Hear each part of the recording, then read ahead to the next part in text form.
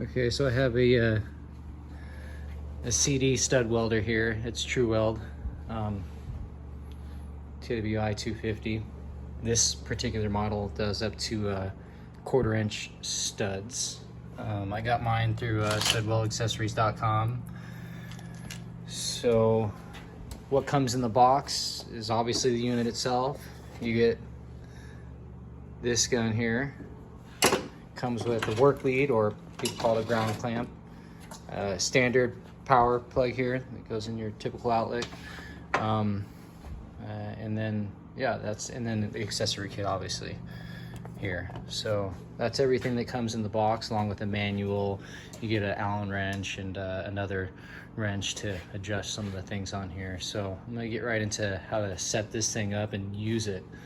So the ground cable and this cable here for the gun, they both go in the same, so they twist in clockwise. Like, pull this bad boy out.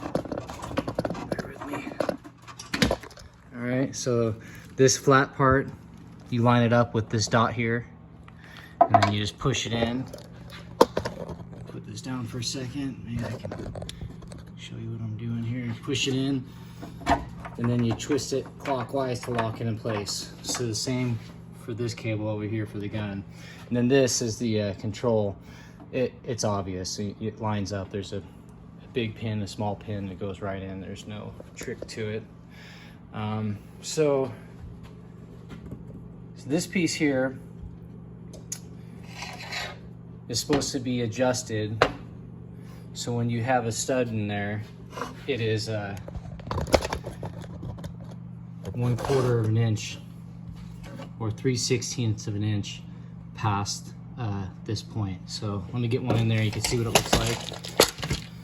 Here's the kit that it came with. These are the collets that go in there. Okay, and I believe these are different than the B-type collets. I forgot the name of these ones, but when the gun comes to you for this particular model, it comes with this right here installed on here, and this particular adapter doesn't work with these type of collets that come with this machine. So you can take it out unless you have the B-type collets, I think they call it, that works with that adapter. In order to take it out, you just loosen up this bolt here, and that adapter will pull right out. And then these collets, you slide them right in and tighten it up, and then it's ready to go. But so with these ones, you want to get your stud in there and only leave about 1/4 of an inch sticking out. So you adjust this and push it forward so it rests on there and only allows it to go in so far, in order to keep a 1/4 inch sticking out. So when you press the stud welder gun down to do it, it doesn't push it in, it will stop it and keep it there at 1/4 of an inch. And also with these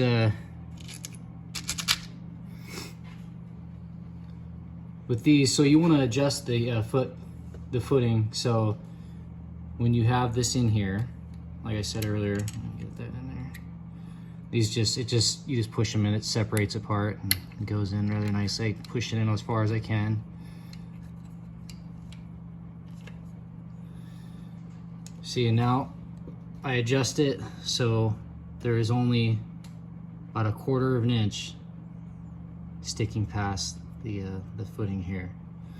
And so the way you do that is by loosening these up and pulling this back until you get to your desired position, and then tighten them back up. So there's a flat spot here on this and a rounded spot here, so you have to really take them out pretty far in order to go up on the rounded ones to get that close for this type of size collet and stud. And for mild steel and stainless steel, you want to adjust this setting to around 1 or 2. And for non-ferrous metals like aluminum, you go anywhere between 3 and 5. Okay, so that's how you set that up. And Let me just turn it on and show you how it works. I can't give it really much of a review yet because I've only used it once. It's gonna be my second time using it. I'll show you how that works, what the controls look like. So I'm gonna turn this guy on here. I've got it plugged in. I'll get my ground on in a second here. And then the on switch is on the back.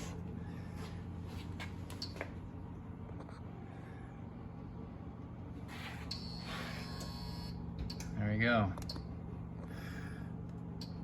So you can either adjust the voltage manually if you want to fine tune things, and you can go up or down. This is the increments, and then you can fine tune it up or down, or you can use the presetted modes as long as they work well for you. I've got a number 10 stud in there right now, so we're gonna go ahead and select number 10. See, when you select the different numbers, changes. So that's 10. Once it's green, it's all ready to go. Then you can get on it. So if you press the gun down, it will tell you if you got contact and you're ready to go. So let me reposition this camera, and I'll do this for you. Okay, so clean metal, and then you want to have your work lead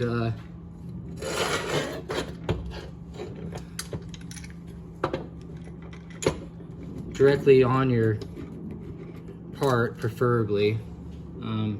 You only need one. They have an option for a second ground if you're having issues with grounding, so you can do 2 grounds on each side to get a really good ground. So anyways, now it's all set, that 1/4 inch, and everything's snug, and this is where it needs to be. You just push it on the metal and then push it down, and it will say contact on there like before, and pull the trigger. Okay, and then pull it out. And there you go. So it doesn't even get hot. Let me show you here.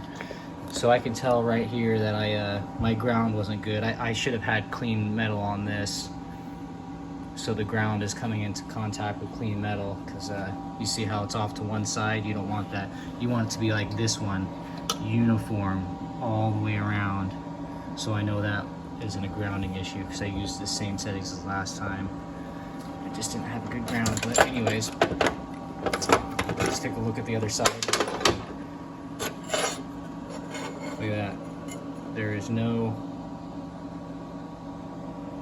indication on the other side that you welded something on the back. And I tested this. You want to make sure your settings are right by testing it. You know, do a test on something that's similar to what you're ultimately going to be working on, and getting a pair of pliers and bending this. What should happen is you should break the stud and not have any impact on the weld between the piece. So that one, I tested on that one, it's really good. And yeah, that's the twi250, and it works great for if you do metal art or need multi-layer signs, things like that. It makes the job a lot easier. So maybe I'll do a follow-up after a few months of using this, and like figure out all the kinks and all the details, and share with you what my thoughts are later on. All right, thanks.